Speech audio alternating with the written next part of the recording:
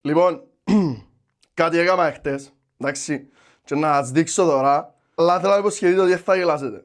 Pinky promise ότι δεν θα γελάσεις, εντάξει. Γιατί γέλας? Shit ain't funny, gang!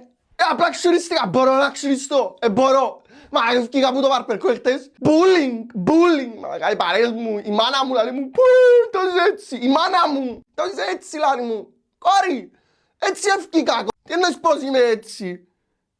Εντάξει, τρίχεσαι να ξαφκού, ηρεμήστε. Παναγιά μου, είμαστε όπως το μωρό ρε man, στον κρεπάρω ρε. Δεν παίξε με πλάσμα που έχει τρίχα μπασκελέντο χτες ρε. Ποια διαφορά, εμένα απλά που κάτω, εντάξει ηρέμα. Εσύ εμένα να τα... Σιμί, what? Φταίω τον μπαρπέρι μου για το πράγμα, γιατί έπα του ρε πέλε φιέ μου τα. Και μου είσαι σίγουρος. Πέλε ναι έτσι να κάνουμε λίγο fresh start.